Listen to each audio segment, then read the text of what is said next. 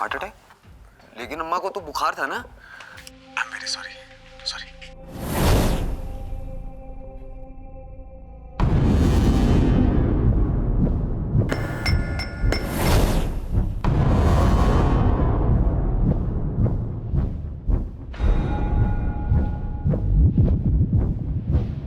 दृष्टि, बेटा कुछ कहना है दादी से तो उनके पास जाना, यहाँ से क्या देख रही है? नहीं, अगर मैं उनके पास जाऊंगी तो वो मुझे मार देंगी। आपने देखा नहीं चाकू उनके हाथ में? नहीं बेटा, नहीं, हम सब बहुत प्यार करते हैं तुझसे। चाय बना दो? रहने दो। क्या बात है, टेंशन में लग रहे हो?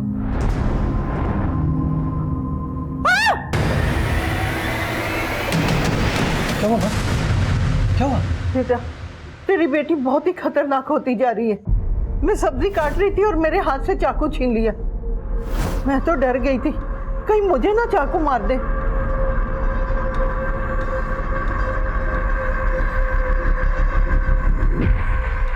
मुझे पता है दृष्टि कहाँ छुपी है। लाओ चाकू इधर दो। आप हटो। दृष्टि तो बहुत ब्रेव है, लेकिन बेटा मम्मी ठीक कह रही है, चाकू से नहीं खेलते। लाओ लाओ, चलो दादी को सॉरी बोलो। नहीं, मैं नहीं बोलूंगी। दृष्टि, एक काम करते हैं, मैं तुम्हारा और दादी का पैचअप करवाती हूँ, ठीक है?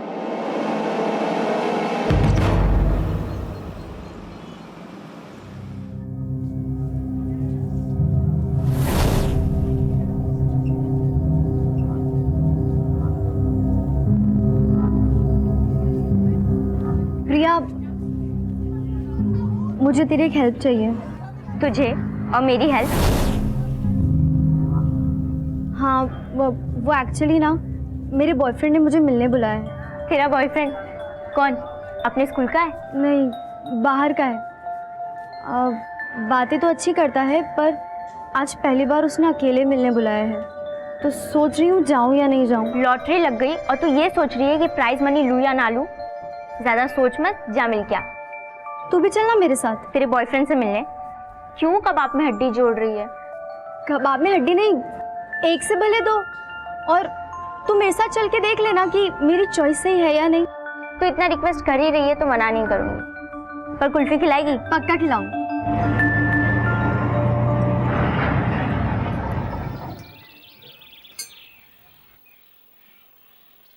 मुझे तो लगा तेरे बॉयफ्रेंड ने तुझे रेस्टोरेंट में बुलाया होगा, पर तू उसके घर पे? ये अर्जुन का घर नहीं है, ये मेरी दूर की मौसी का घर। मैंने उसे भी अर्जुन के बारे में बता रखा है। मैंने सोचा बाहर मिलूंगी तो कोई देख लेगा, इसलिए मैंने उसे यहीं बुला लिया। यानी एक के बढ़ के दो नहीं तीन है। तेरी मौसी ने भी उसे पसंद कर लिया है और तू अब भी मेरी सजेशन पे डिपेंड है। तू मेरी बेस्ट फ्रेंड है यार, तेरा सजेशन भी इम्पोर्टेंट है।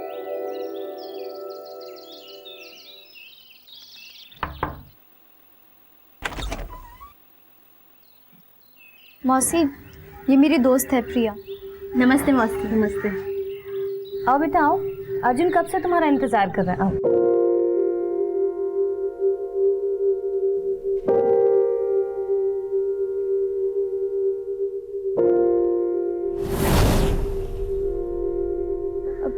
ये मेरी दोस्त है प्रिया। आ जाओ, बैठो।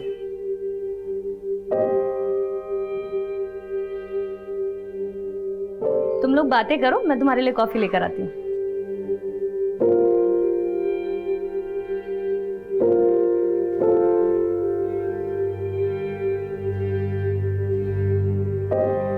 लड़का अच्छा है पर शर्मिला है क्या?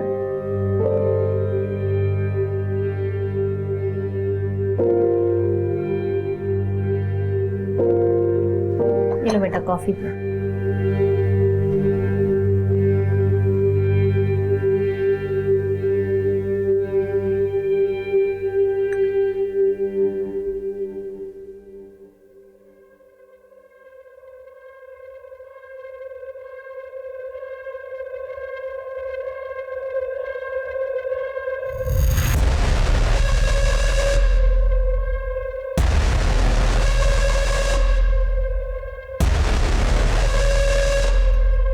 जूही,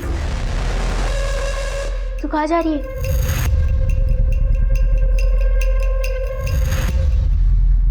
उसने अपना काम पूरा किया और अब तेरा काम शुरू होगा।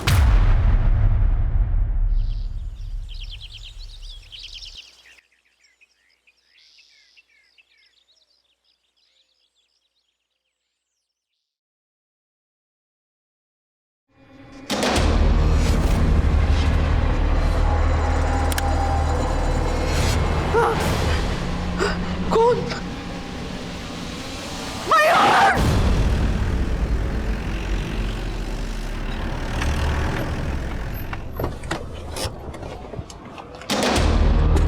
पीछे हटिए।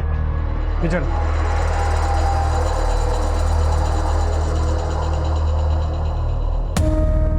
पीछे हटिए, पीछे हटिए।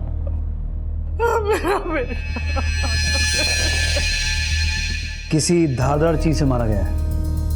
कमरे की हालत देख के ऐसा लग रहा है कि यहाँ काफी झड़प हुई है। अब घर वालों के बीच ही हुई या कोई बाहर वाला आगे मार के गया। एक काम करो पंकज, माँ से पूछो क्या बोलती है, और ये पता करो कि माँ बेटे के अलावा इस घर में कौन रहता है। सर।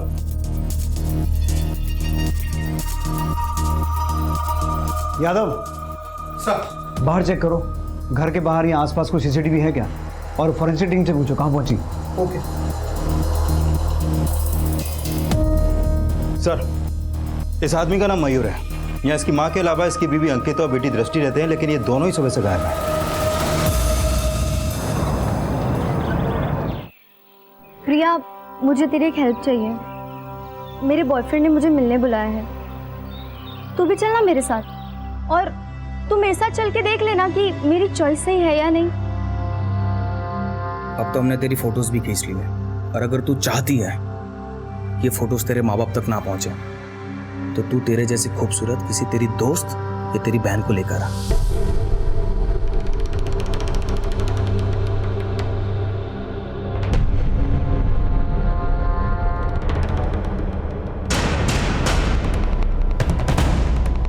कभी नहीं, मैं तुझे अपना दोस्त समझती थी, और तूने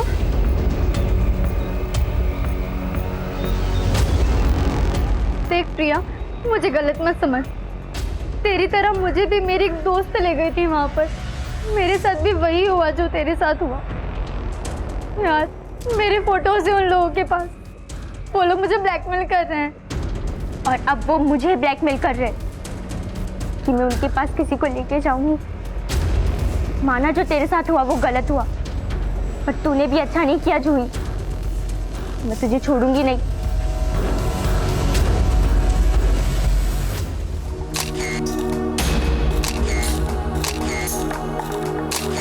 बड़ा खुशहाल परिवार था सर, पर मयूर अपनी बेटी दृष्टि को लेकर बहुत परेशान रहते थे।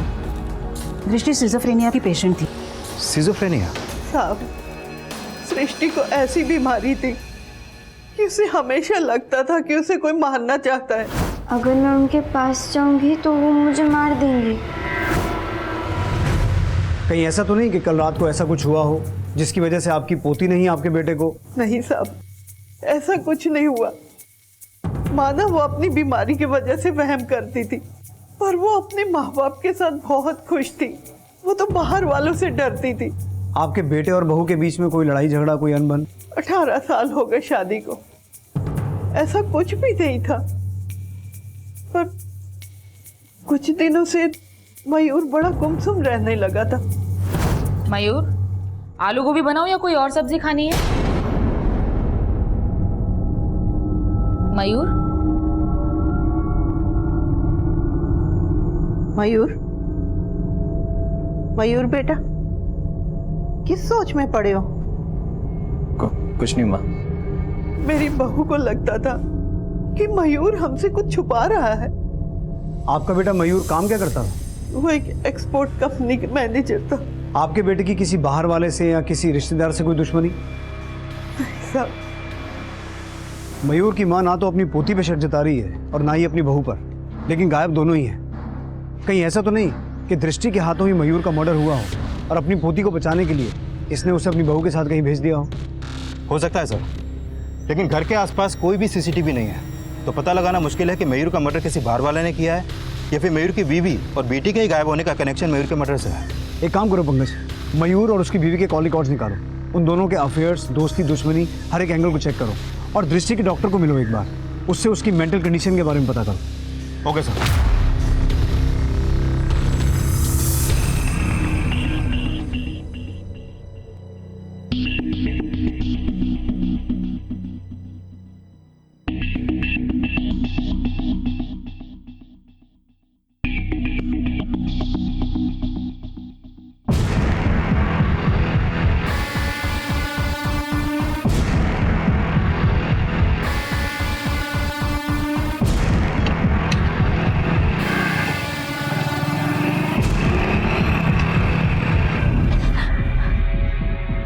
कोटा बहुत छोटा शहर है, तुम हमसे बच के भाग नहीं पाओगे। 4 दिन हो गए, न तू आई न अपने साथ दूसरी बाहर लाई। तुम्हारे फोटोग्राफ्स हैं हमारे पास, दिखा इसको।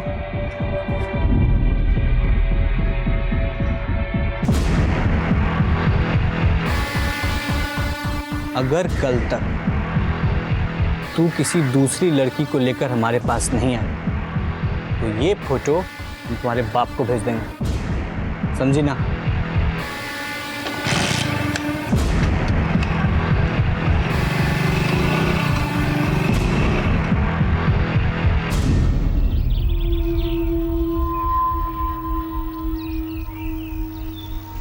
हाय, सुनो जूही, जूही सुनना। अरे एक जरूरी बात करनी है तेरे से, सुनना। तू चले जा यहाँ से, वरना मैं चिल्लाऊंगी। चिल्ला? अरे कोटा में सन्नाटा भी गूंजता है, यहाँ चिल्लाएगी ना तो बम फट जाएगा। तेरे फोटोग्राफ्स मेरे हाथ लगे हैं। कौन से फोटोग्राफ्स? वही जिसमें 2-2 लड़कों के साथ।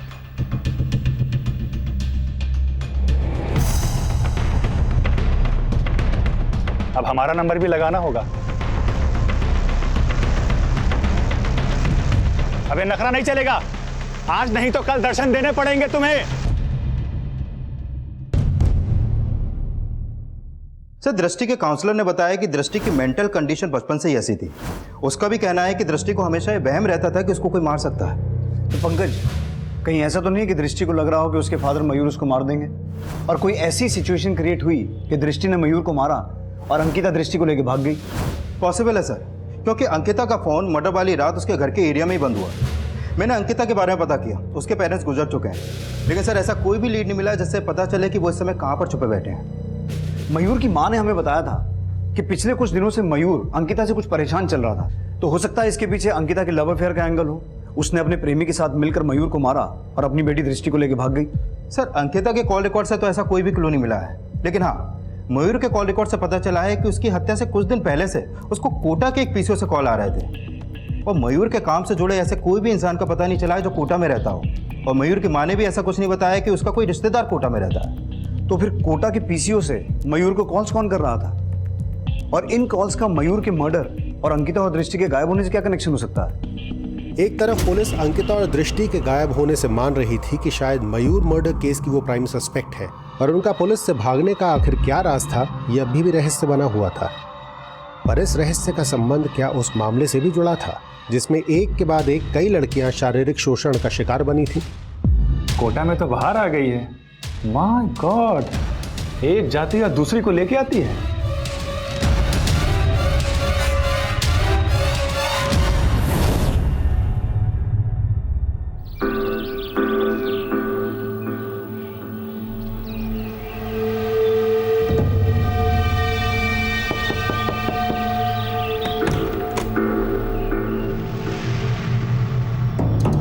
अर्जुन जी, ये हर्षा है। हर्षा, ये वही बायोलॉजी टीचर है जिनके बारे में मैं बात कर रही थी। ये बहुत सारे स्टूडेंट्स को बायोलॉजी की फ्री ट्यूशन्स देते हैं, तो इनके पास पढ़ेगी तो 10th में टॉप करेगी। थैंक यू दीदी। अरे बाहर क्यों खड़े हो, अंदर आ जाओ।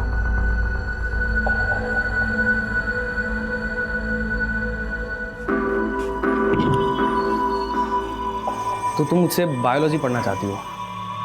Yes sir. लेकिन मैं पढ़ाने से पहले अपने स्टूडेंट्स की टेस्ट लेता हूँ। क्या तुम टेस्ट दोगी?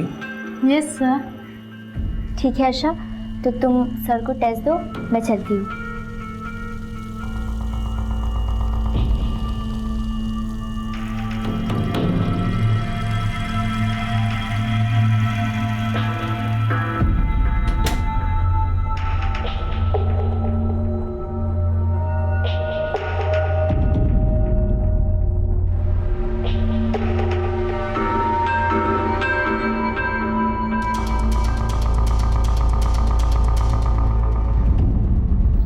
सर फिलहाल हमें कोई भी क्लू नहीं मिला है कि मयूर के मर्डर के पीछे किसी आउटसाइडर का हाथ है।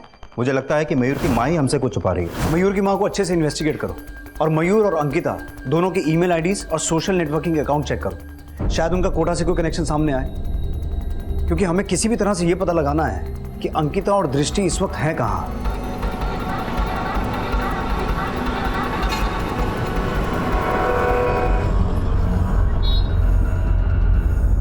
दृष्टि बेटा, हम उतर गए ना गाड़ी से। हाँ, अब मत डरो, ठीक है? चलिए। आप आगे जाओ, मैं आप नहीं। हाँ, आप आगे जाओ, मैं आपके पीछे आऊंगी। हम साथ भी तो चल सकते। नहीं आप नहीं, आप आगे जाओ, मैं आपके पीछे आऊंगी। You go go.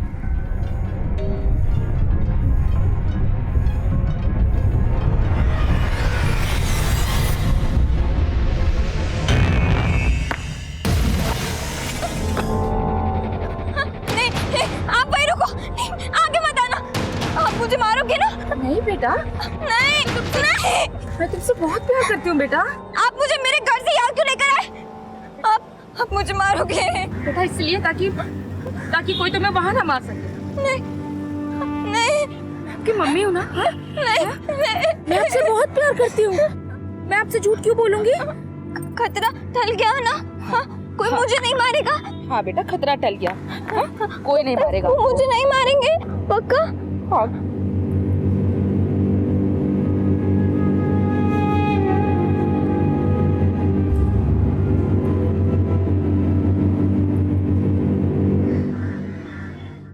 सर मयूर की माँ के कॉल रिकॉर्ड में तो कुछ भी सस्पिशियस नहीं मिला, लेकिन मैंने मयूर का ईमेल अकाउंट स्कैन किया। सर मयूर की हत्या से कुछ दिन पहले उसको गोविंद आर नाम की एक ईमेल आईडी से मिला आया था। ये देखिए सर। कैसे हो मयूर जी? आजकल मेरा फ़ोन नहीं उठा रहे, कोटा कब आ रहे हो? देर मत कीजिए, नहीं तो मामला बिगड़ सकता है।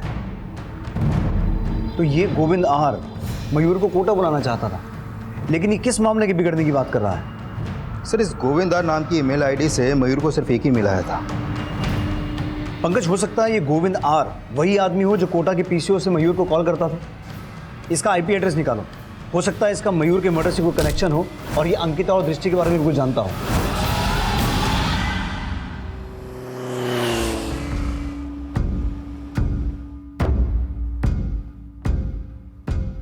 सर जिस गोविंद आर नाम की ईमेल आईडी से मयूर को मेल आया था उसका आईपी एड्रेस ट्रेस हो गया। वो आईपी एड्रेस कोटा का है सर, और मेल भेजने वाले का नाम गोविंद राव है, वो भी कोटा में ही रहता है।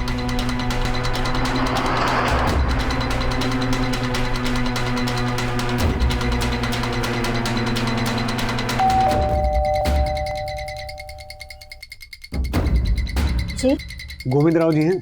आप लोग कौन है? आप जरा गोविंद राव जी को बुलाइए। लगता है आप कोटा से नहीं। जी हाँ, हम स्पेशली दिल्ली से उन्हें मिलने के लिए आए हैं। आप उन्हें बुलाइए, हम अपना इंट्रोडक्शन खुद दे देंगे उन्हें। मेरे पति गोविंद कोटा में सच्ची खबरें नाम से एक साप्ताहिक पत्रिका चलाते थे। करीब 15 दिन पहले वो अपने पत्रिका के ऑफिस से घर लौट रहे थे, तभी किसी बाइक सवार ने उन्हें जान से मारने की कोशिश की। तब उनके पैर में गोली लगी थी।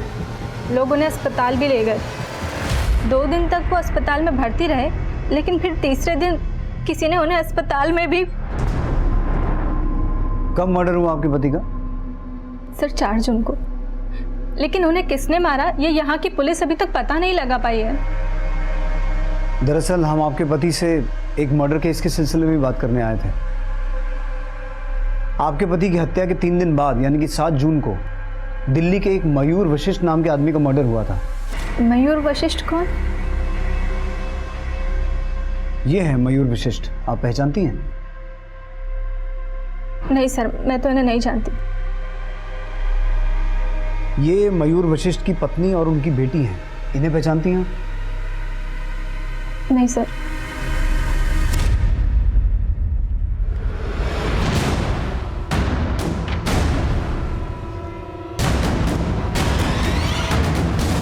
मम्मा, आप मुझे दिल्ली से यहाँ क्यों लेकर आई हैं? आप मुझे कहाँ लेकर जा रही हैं?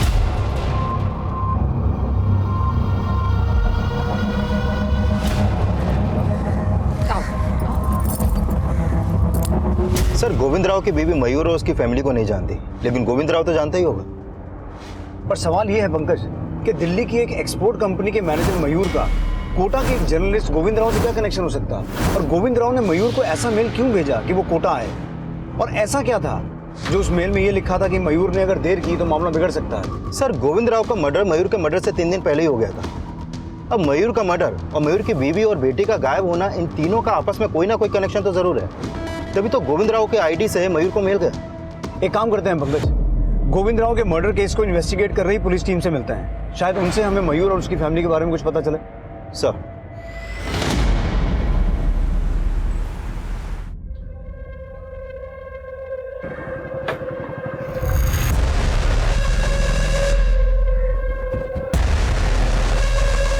कि किसके साथ थी तू? जानती भी है वो कौन है? वो बायोलॉजी टीचर है दीदी। और किसने मिलवाया तुझे इस बायोलॉजी टीचर से?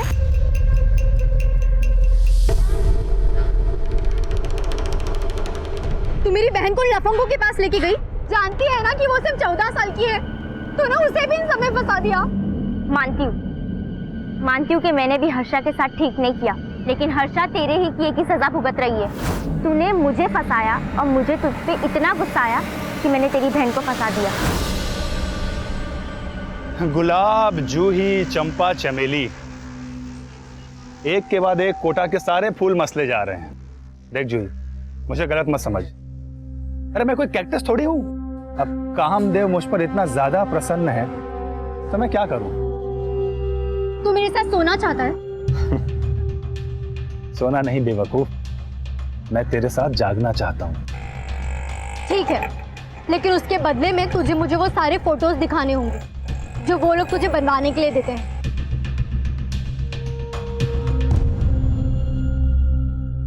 सर, गोविंद राव सच्ची खबरें पत्रिका का एक अकेला करता धरता था। एडिटर, पब्लिशर, रिपोर्टर, हर काम वही किया करता था। लेकिन उसे खबरें छापने से ज्यादा लोगों को ब्लैकमेल करने में इंटरेस्ट था। हाँ सर, अगर उसे किसी के खिलाफ कोई खबर मिलती तो उसे छापने की बजाय वो उसे ब्लैकमेल करने लगता। पहले हमें लग रहा था कि गोविंद राव के मर्डर के पीछे इनमें से किसी का हाथ हो सकता है, लेकिन हमने इंक्वायरी की, किसी के खिलाफ कुछ मिला नहीं। गोविंद राव ने मयूर को एक मेल भेजा था, उसमें उसे कोटा बुला रहा था और उसमें यह लिखा हुआ था कि अगर मयूर ने देर की तो मामला बिगड़ जाएगा। कहीं ऐसा तो नहीं कि गोविंद राव मयूर को किसी मामले में ब्लैकमेल कर रहा था? हो सकता है सर, लेकिन हमें मयूर और गोविंद इन दोनों के बीच कोई कनेक्शन नहीं मिला। कनेक्शन तो होगा, इसीलिए तो गोविंद ने मयूर को मेल किया था। एक काम करो पंकज, मयूर और गोविंद इन दोनों की बैंक स्टेटमेंट्स को टैली करके देखो।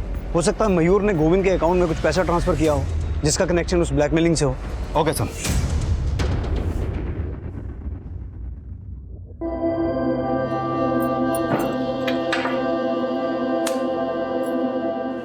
दृष्टि, बेटा ये हमारा नया घर है और यहाँ आपको कोई हार्म नहीं पहुंचाएगा।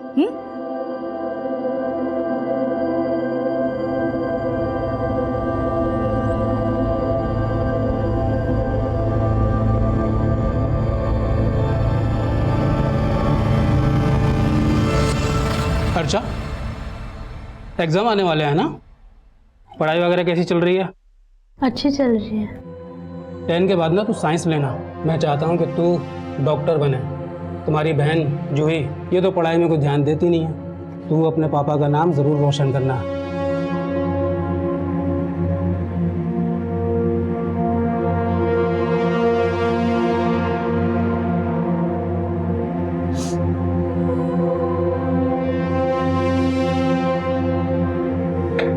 दीदी, आई एम सॉरी। मुझे प्रिया दी के साथ नहीं जाना चाहिए था ना। हर्षा, जब तक तेरी दीदी है तुझे किसी बात से डरने की कोई जरूरत नहीं है।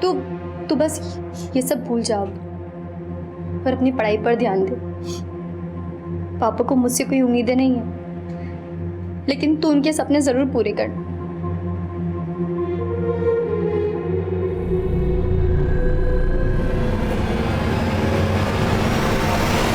सर मैंने गोविंद राव और मयूर दोनों के बैंक स्टेटमेंट टैली किए, लेकिन ऐसा कोई भी क्लू नहीं मिला जिससे लगे कि मयूर गोविंद को पैसे ट्रांसफर करता था। सर मैंने गोविंद का बैंक लॉकर भी चेक किया, उसके लॉकर में ये फोटो मिला है साहब।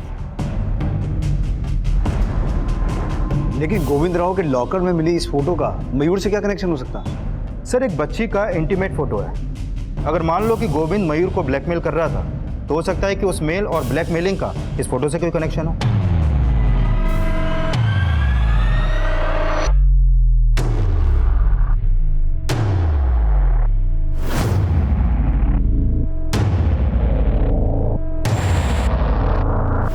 सर एक लेटर आया आपके।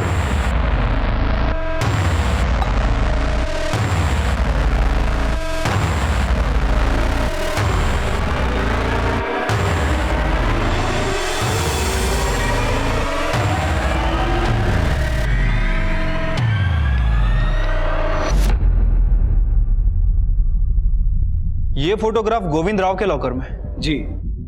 लेकिन सर ये फोटो में कौन है मैं इन्हें नहीं जानता, और ये फोटोग्राफ भी काफी पुराना है। लेकिन इसी तरह के फोटोग्राफ से जुड़ा हुआ एक केस बहुत पहले कोटा में सामने आया था। किस केस की बात कर रहे हैं आप? सर लगभग 25 साल पहले 1992 में कोटा में एक सेक्स स्कैंडल का पर्दाफाश हुआ था। गोविंद राव ने अपनी साप्ताहिक पत्रिका इसी केस के बाद शुरू की थी। मुझे लगता है कि ये फोटोग्राफ्स उसी केस से जुड़ा हो सकता है। लेकिन वो केस एग्जैक्टली था क्या? सर कोटा का काफी फेमस केस है। 1992 में यमुनानगर पुलिस स्टेशन को एक अज्ञात लेटर आया था।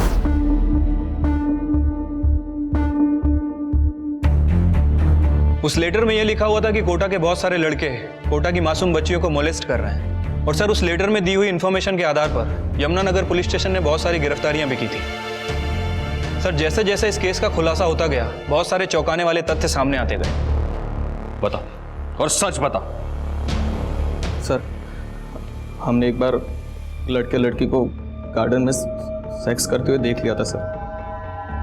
हमने उनकी फोटो खींची। सर हम फोटो को दिखा के उस लड़की को ब्लैकमेल करने लगे। अब अगर तू चाहती है कि तेरे फोटोज तेरे माँ बाप तक ना पहुंचे तो तू तेरे जैसी खूबसूरत लड़की को मेरे पास लेकर आ। सर उसके बाद जो कोई भी लड़की हमारे पास आती हम उसके सामने वही शर्त रखते थे।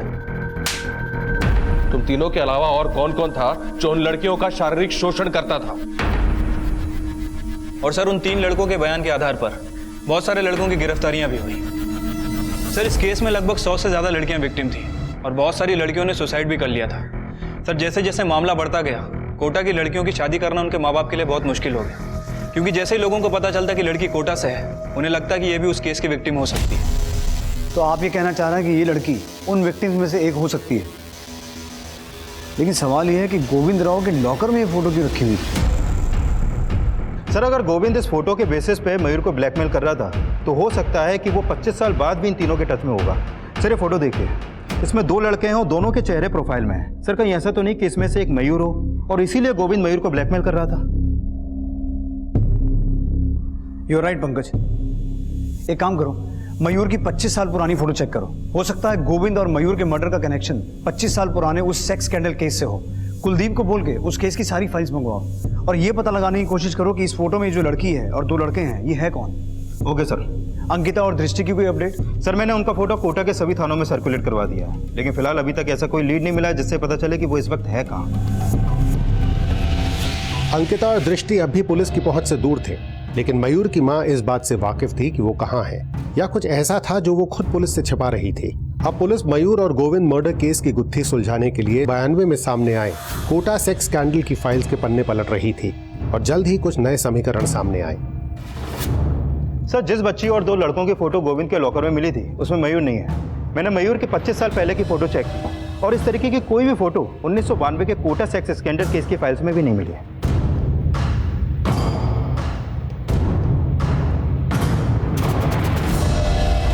लेकिन पंकज ये फोटो लग तो इसी पीरियड की रही है। अब इस केस में 100 से ज़्यादा लड़कियां विक्टिम थी और सिर्फ 18 लड़के गिरफ्तार हुए थे। कई एक्यूज और विक्टिम्स तो ऐसे थे जिनकी आज तक पहचान ही नहीं हो पाई। तो पूरे चांसेस हैं कि इस फोटो में जो लड़की है वो उसी केस की एक विक्टिम हो, और ये जो 2 लड़के हैं ये ऐसे एक्यूज जिनकी आज तक पहचान नहीं हो पाई। लेकिन सर इस केस में मयूर का कोई कनेक्शन मिल नहीं पा रहा। मैंने गोविंद के कॉल रिकॉर्ड चेक किए, उसके मर्डर से पहले तक ये गोविंद इस केस से जुड़ी 2 औरतों के टच में था। कौन 2 औरतें? सर उसमें से एक है प्रिया सिंह जो इस केस की विक्टिम थी, और दूसरी है सरला जो इस केस के अक्यूज अमित बिष्ट की वाइफ है। सर अभी ये सरला और प्रिया दोनों के फोन बंद है। लेकिन गोविंद एक विक्टिम और एक एक्यूज की वाइफ के टच में क्यों था? सर ये अमित बिष्ट की फोटो प्रोसेसिंग लैब हुआ करती थी, और ये अमित ही उन लड़कों द्वारा खींची गई फोटो को डेवलप करता था। सर ये अमित इस केस का बड़ा एक्यूज था जो उन लड़कों के लिए काम करता था जो लड़कियों की फोटो खींचकर उन्हें ब्लैकमेल करते थे। सर अमित ने बयान दिया कि जो फोटोग्राफ यमुनानगर पुलिस स्टेशन में शिकायत के रूप में भेजे गए वो उसी की लैब से चोरी हुए थे। इन फोटोज में जो 18 लड़के हैं उनको तो हमने दबोच लिया। अब तू ये बता, इनके अलावा और किस किस को तू जानता है? सर मैं अर्जुन, सुमित और ये सुबोध, इन तीनों के अलावा और किसी को नहीं जानता, क्योंकि बस यही तीनों हमसे फोटो डेवलप करवाने आते थे। लेकिन वो लोग तो कह रहे हैं कि तेरी वजह से सब पकड़े गए। तूने किसी को ये फोटोज दिए जो हमारे पास एनवेलप में पहुंचे। क्या मतलब जूही ने हम सबको फंसाया है? जूही कौन? केटी पब्लिक स्कूल की लड़की है। उसने ही मुझसे कहा था कि अगर मैं उसे इन फोटोग्राफ्स का नेगेटिव दूंगा तो वो मेरे साथ भी सोने के लिए, लेकिन सर मैंने उसको कुछ नहीं दिया। शायद मेरे लैब से वो सारे फोटो चुरा करके ले गई हो। सर अमित के बयान के बाद माना गया कि जूही इस केस की विसल ब्लोअर थी।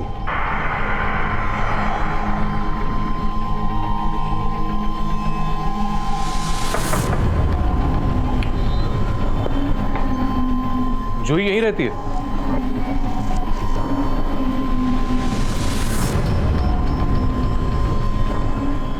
सर जूही यहाँ रहती थी मतलब?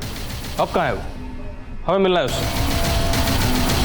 तो हो सकता है कि जूही ने ही वो फोटोग्राफ्स यमुनानगर पुलिस स्टेशन में भेजे हों, पर बात पुख्ता नहीं हो पाई सर। पर प्रिया जूही के कॉलेज में ही थी जिससे गोविंद 25 साल बाद भी टच में था। टच में तो अमित की बीवी के भी था। ये अमित बिष्ट आजकल है कहाँ? सर इसे बाकी अक्यूज के साथ आजीवन कारावास की सजा मिली है। अभी ये कोटा जेल में बंद है। सर शायद इससे मिलकर इसकी बीवी सरला और प्रिया के बारे में कोई लीड मिले जिससे गोविंद टच में था। सर हो सकता है कि ये मयूर के बारे में भी कुछ जानता हो।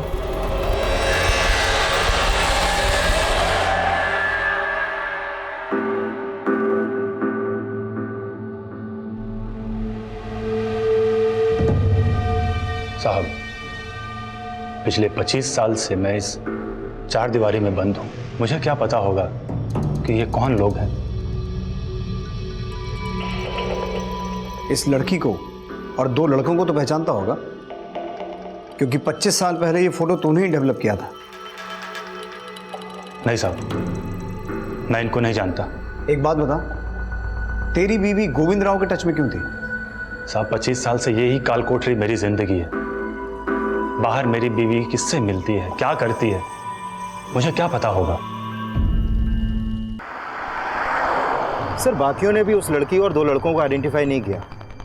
सर क्या वाकई में इस फोटो का 25 साल पुराने सेक्स स्कैंडल से कोई कनेक्शन हो सकता है?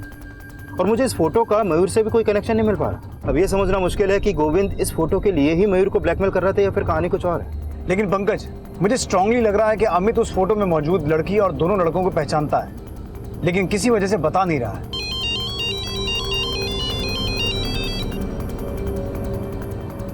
हेलो सर, गोविंद के लॉकर से जो फोटो मिली थी और उसमें जो लड़के थे उसमें से एक लड़के की पहचान हो गई है। कौन है वो? पुष्कर का एमएलए किशोर देवान।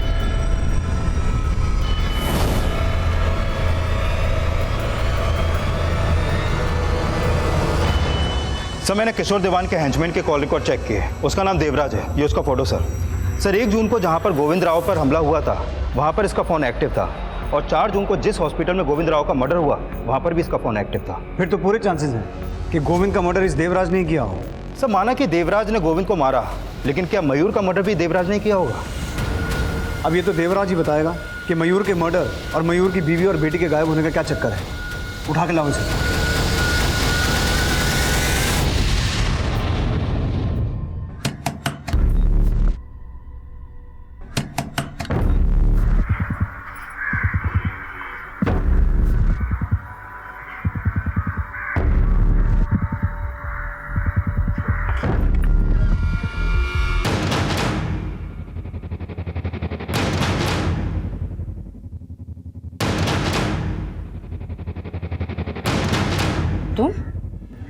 तुझे क्या लगा कौन है? अच्छा ये बता मुझे क्यों बुलाया यहाँ? अंदर तो आओ। ये तेरी बेटी है? बहुत ही सुंदर है।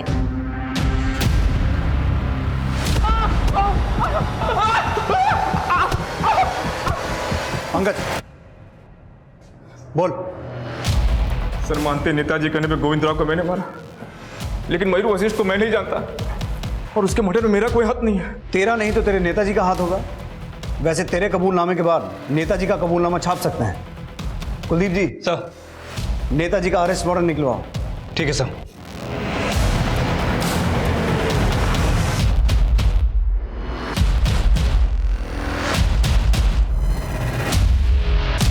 इंस्पेक्टर साहब, हमने देवराज को किसी का मर्डर करने के लिए नहीं भेजा था। आप समझने की कोशिश कीजिए। अरे वो नमक हरामी कर रहा है हमारे साथ। नेताजी, अब आपका कोई पैंतरा नहीं चलेगा और आप सिर्फ गोविंद राव के मर्डर केस में ही नहीं, 25 साल पुराने कोटा सेक्स स्कैंडल केस में भी फंसने वाले हैं। जिस आदमी ने 25 साल पहले ये फोटो डेवलप की थी, अमित बिष्ट, उसने भी अपना मुंह खोल दिया। साहब, ये फोटो पहले पुलिस के पास नहीं थी। इसकी नेगेटिव मैंने घर में छुपाकर कहीं रख दी थी, लेकिन कुछ समय के बाद जब मैंने अखबार में देखा कि किशोर दीवान एमएलए का इलेक्शन जीत लिया था, तब मुझे ख्याल आया। मैंने सोचा कि वो पिछले 25 साल से बाहर ऐश कर रहा है और हम लोग यहाँ जेल में सड़ रहे हैं। इसलिए मैंने अपनी बीवी को मिलने के लिए बुलाया और मैंने बोला कि वो किशोर दीवान की फोटो गोविंद राव को दे दे ताकि वो उसको ब्लैकमेल कर सके, और जब मैं यहाँ से निकलूँ तो मेरे पास कुछ पैसे हो। अमित बिष्ट की बीवी ने ये फोटो गोविंद राव को दी थी और गोविंद राव इसी फोटो के लिए आपको ब्लैकमेल कर रहा था और इसीलिए आपने देवराज को बोलकर गोविंद राव का मर्डर करवा दिया। अब चुप मत बैठिए, ये बताइए ये लड़की कौन है और इस फोटो में आपके साथ ये दूसरा आदमी कौन है? सर, इस लड़की को मैं नहीं जानता, लेकिन इसे प्रिया लेकर आई थी हमारे पास। और ये दूसरा आदमी कौन है? सर, इसका नाम अमजद है और ये बहुत ही रईस बाप की औलाद है। और जैसे ही स्कैंडल सामने आया, इसके बाप ने अमजद को यूएसए भेज दिया था और तब से सर ये वहीं है।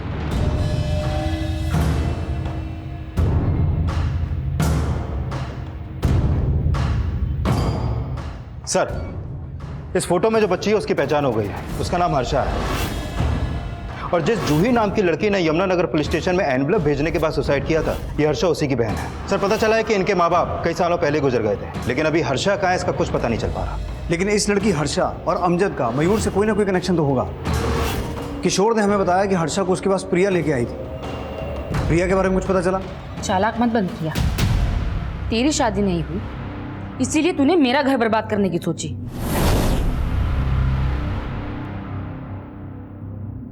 पच्चीस साल पहले भी तूने ही मेरी जिंदगी खराब की थी और 25 साल बाद भी तूने ही मेरा घर उजाड़ा।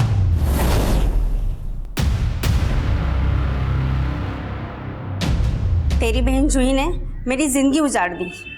खुद ने तो सुसाइड कर लिया, लेकिन 25 साल पहले मेरे साथ कितनी लड़कियों के नाम पुलिस को दे दिए थे। जूही दीदी की वजह से ही वो कमीने पकड़े गए थे। वो इतनी ही महान थी तो उसने अपनी और तुम्हारी फोटो पुलिस को क्यों नहीं दी थी?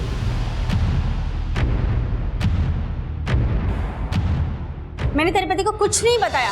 वो गोविंद राव ने उसको ब्लैकमेल किया होगा। हर्षा, सुन तो मेरी बात। जूही दीदी के सुसाइड के बाद पापा ने मुझे मेरे मौसा मौसी के यहाँ माधवपुर भेज दिया। जूही दीदी के जाने के गम में पापा की भी मौत हो गई। मेरे मौसा मौसी ने मुझे नया नाम दिया, पहचान दी, क्योंकि वो जानते थे कि कोटा की लड़की होना मेरा भाग्य कभी नहीं बदल सकता। उन्होंने मुझे पढ़ाया, मयूर से मेरी शादी की, लेकिन जो कुछ भी मेरे साथ हुआ मैं वो सब कभी भूल नहीं पाई। और इसी स्ट्रेस की वजह से मैंने एक ऐसी बेटी को जन्म दिया जो बचपन से ही स्किज़ोफ्रेनिया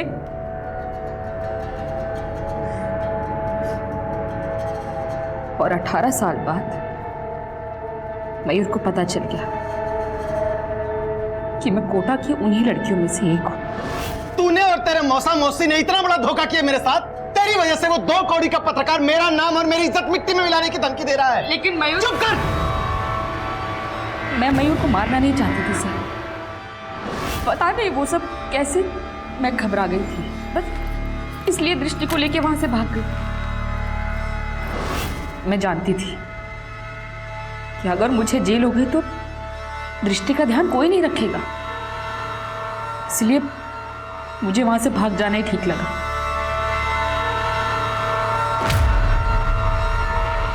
हम सब की जिंदगी में कोई ना कोई एक ऐसा राज जरूर होता है जो हम शायद अपने करीबी से करीबी इंसान को भी बताने से डरते हैं, और अपने करीबियों से सच छुपाने को सिर्फ और सिर्फ धोखे और फरेब की संज्ञा देना हमेशा ठीक नहीं होता। और छिपाया गया सच अगर वाकई बहुत कड़वा है तो भी उसे इतना विषैला नहीं बन जाने देना चाहिए कि माफी मांगने और माफी देने की गुंजाइश ही खत्म हो जाए। ऐसे और भी मजेदार वीडियो के लिए हमारे चैनल को लाइक, शेयर और सब्सक्राइब करें।